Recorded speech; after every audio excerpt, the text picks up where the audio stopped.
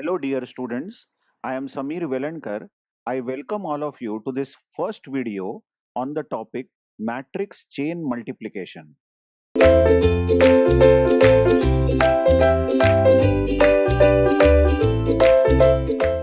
In this topic, we are given some n matrices. I have taken three matrices to start our example. We will take more matrices as we proceed. Let's say we are given three matrices A, B, C with their size. Like as you see, A is 2 by 5, B is 5 by 6, and C is 6 by 3. That is, C has 6 rows and 3 columns. What is asked is, we need to multiply these matrices such that the number of multiplications that will be done should be minimum. Actually, we are not concerned with the final answer. We don't want to find out the answer, but we want to find out what is the order in which we should multiply these matrices so that we require minimum multiplications. To understand this, the question is about how or what is the order in which these matrices should be multiplied. For instance, we can do this by first multiplying A with B, and whatever is the result can be multiplied with C. This is first way of doing it. Now you can see that A can be multiplied with B because the dimension of A is 2 by 5 as you see, and dimension of B is 5 by 6. Now you know the rule of multiplication, that number of columns of the first matrix should be equal to number of rows of the second matrix. If this is true, only then the two matrices can be multiplied. For example, you can't multiply B with A and then multiply this result with C. You can't do this because B is having 5 by 6 dimension and A is having 2 by 5. Now number of columns of B are not matching number of rows of A. So ordering here means that we have to keep the matrices in the order in which they can be multiplied, obviously. Now A can be multiplied with B first. Now if A is multiplied with B, then the number of multiplications, or rather let's not see the number of multiplications first. If A is multiplied with B first, then the resultant matrix will have the dimension 2 by 6. Now this number of rows of A and number of columns of B will be the dimension of the new matrix. Now this new matrix is nothing but result of A dot B or A into B, isn't it? This is to be multiplied with C, but C is having dimension 6 by 3. Now you can see number of columns of this temporary matrix A into B is matching with number of rows of C. So you can multiply these two matrices and the resultant matrix will be 2 cross 3. 2 cross 3 will be the resultant matrix. Now another way of doing this matrix multiplication of A, B and C is you can first multiply B with C. Look at the parenthesis. B is multiplied with C and then whatever is the result is multiplied with A. Now just check that A is having dimension 5 by 6 and B is having 6 by 3. So obviously they can be multiplied because number of columns of B is matching number of rows of C and the resultant matrix will be 5 by 3. This will be the structure of this B into C matrix.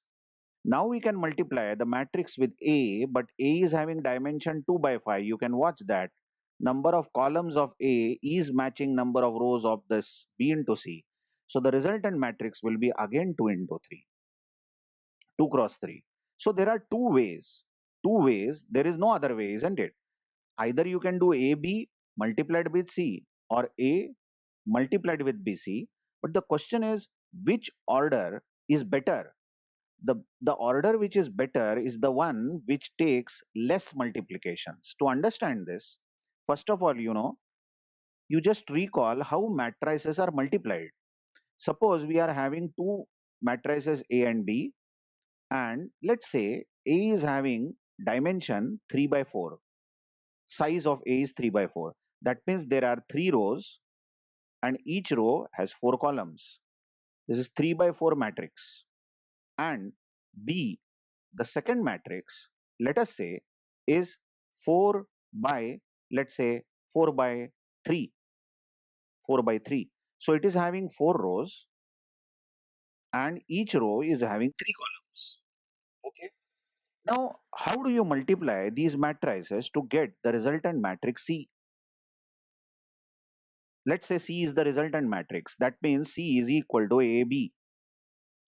First of all, you observe that both matrices are can be multiplied because number of rows of A is equal to number of columns of B.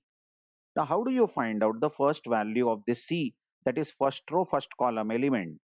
This is done by nothing but taking the first row of A, taking the first row of A and taking the first column of B and multiplying all these values and then adding. Isn't it so? So how many multiplications are we doing? We are doing 4 multiplications. As there are 4 elements in this row and 4 elements in this column, every corresponding element is multiplied and added. So actually to find out C11, number of multiplications needed are 4. Isn't it? I'll just write 4. This is not the value, but this is the number of multiplications. Now how do you find C12, the next element of C? C12 is found by multiplying the same row, row 1, with the second column of B, isn't it? With the second column of B. So how many multiplications you will again do? Again 4 multiplications. Naturally, for finding the next element, 1, 3, there will be 4 multiplications. So for finding each of these elements, we require 4 multiplications. And how many such elements are there in C? Come on, C will be 3 by 3 matrix. Observe, this number of rows of A and number of columns of B will decide the size of C. So C is going to be overall 3 by 3, and for finding each element you will require 4 multiplications, isn't it? This is a 3 by 3 matrix, but to find out each element you have to do 4 multiplications. So how many multiplications? How many multiplications were needed to find out C? Number of multiplications needed were exactly equal to 3, this 3 into 3, that is dimension of C, multiplied by that common factor between the two, number of columns and number of rows. That's exactly 3 into 3 into 4. These many multiplications were needed. Now it's so easy. There are 9 elements in this matrix. 9 elements. How did you get that 9 elements? Because C is 3 by 3. 3 rows, 3 columns. So resultant matrix is having 9 elements. So for finding each of those 9 elements, you require 4 multiplications. That's what I have written. 3 into 3, that is 9, into 4. Because for finding each element, you needed 4 multiplications, which is equal to 9 into 4, that is 36 multiplications were needed to multiply two matrices, which were having dimension 3 by 4 and 4 by 3. So in general, what if you had two matrices? Let's say A is, let's say, R1 by C1, R1 rows and C1 columns, and B is R2 by C2. And you just consider for some time that C1 is equal to R2. Imagine for some time. So they are multiplied, they can be multiplied because number of columns of first matrix is equal to number of rows of second. Then number of multiplications that you will need to multiply these two matrices will be R1 into C1, or R2 you can take because both are equal, into C2. These many multiplications will be needed to find out the resultant matrix. Now you can check that if A, B, C here given are as shown, the dimensions of A, B, C are as shown, then what is asked is, we don't want to multiply these matrices really. We don't want to give the resultant matrix. But the question asked is, what is the order that you should take? In which order you should take these matrices so that the number of multiplications needed to compute the multiplication will be minimum.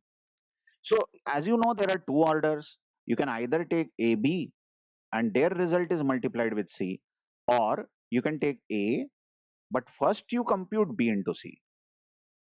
Now, which order out of these two is best, isn't it? So what you can do is, you can first check this first left hand side order. You know that A is 2 by 5 and B is 5 by 6. So you can multiply them. But how many multiplications will be needed to multiply A with B? Now, to multiply these two matrices, you require 2 into this common thing, which is 5 into 6. So many multiplications you will need just to compute the resultant matrix A dot B, isn't it?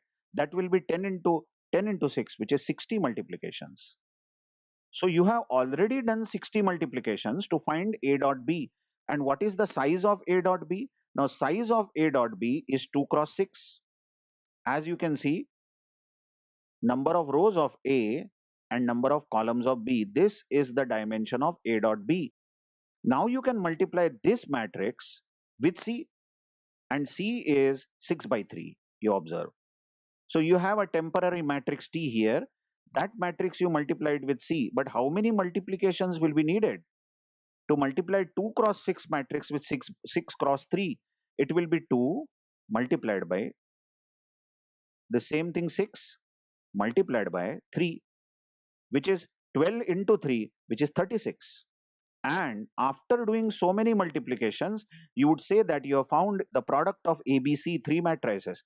But the total multiplications that you did were 60 plus 36.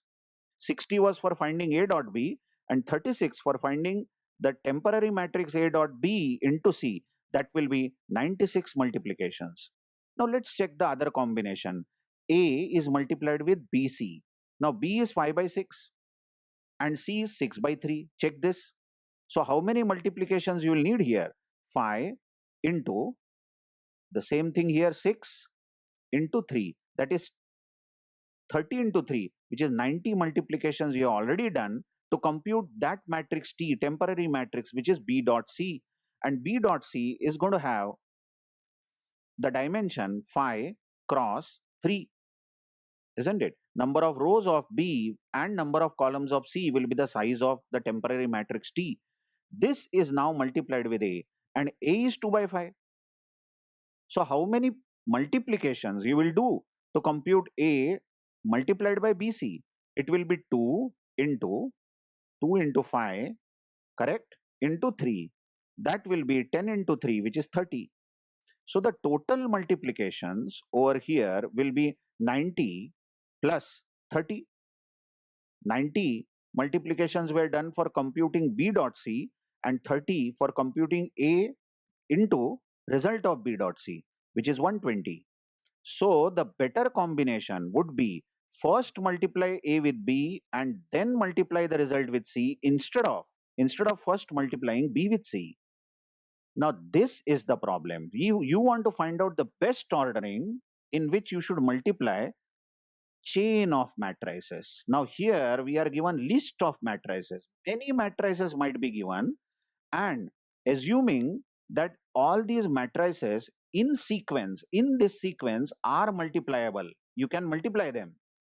If you take them in this order, left to right, you can multiply them. Then what is the best ordering you should take to multiply these matrices is the problem.